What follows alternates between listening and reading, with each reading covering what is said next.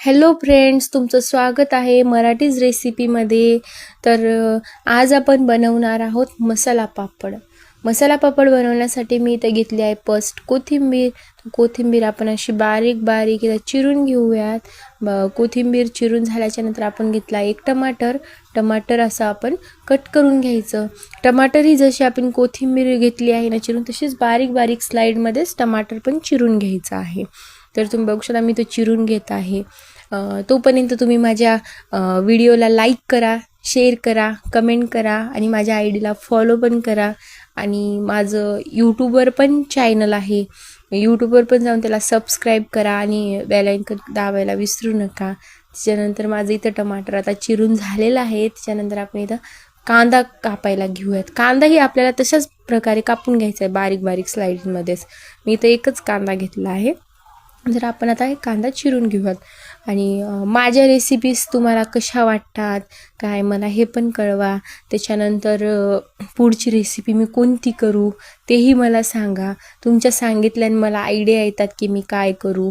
मला तसं नक्की सांगत जा, कमेंटमध्ये मला टाकत जा, मी बघते कमेंट. त्याच्यानंतर आपण असा बारीक बारीक कांदा आपण असा कट करून घेऊयात. आता कांदा कट करून झाल्याच्या नंतर आपल्याला पापड घ्यायचं आहे. त्यानंतर माझा इथं कांदा कट करून झाला आहे. आता आपण घेऊयात पापड. त्यानंतर आपण इथं आधी पॅन ठेवून घेतला आहे. पॅन मी तोपर्यंत तपायला ठेवला आहे. पापडाला असं तेल लावून घ्यायचं. मी घरचाच पापड इथं यूज केला आहे. तुम्हाला स्पेशल पापडही मिळते मसाल्याचा, पण मी तर घरचाच पापड यूज केला होता.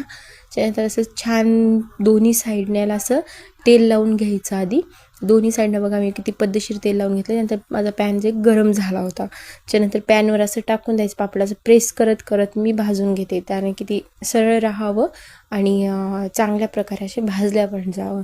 तर आपल्याला असं अलटीपलटी करत त्याला भाजून घ्यायचं, कारण की दोन्ही साईडनं पण पापड जे आपला आहे ते असा व्यवस्थित भाजल्या गेला पाहिजे. त्याच्यासाठी मी दोन्ही साईडनं पण असा भाजून घेणार आहे पापड. तर माझा पापड तुम्ही बघू शकता आता इथं असं व्यवस्थितपणे असा भाजला गेलेला आहे. त्यानंतर पापड भाजला आता माझा, मी त्याला काढून घेते. दोन्ही साईडनं बघा तुम्ही व्यवस्थित भाजला. आता मी प्लेटमध्ये पापडाला काढून घेतलं. त्यानंतर जे आपलं बारीक केलेलं टमाटर होतं त्याचं पद्धतशीर सगळीकडे मी असं ठेवलं आहे एक एक करून. त्याच्यानंतर तसाच कांदाही आपल्याला टाकायचा आहे सगळीकडे व्यवस्थित. त्याच्यानंतर मी ह्याच्यावरती आता घालणार आहे चाट मसाला. चाट मसाला असा हातानेच टाकायचं, ज्यानं की सगळीकडे पडेल आणि चव चांगली लागते. त्यामुळे मी हातानेच टाकते. त्यानंतर घालायची चटणीही मी हातानंच घालते, तुम्ही बघू शकता. तर चटणी घातल्याच्या नंतर मी हिच्यावर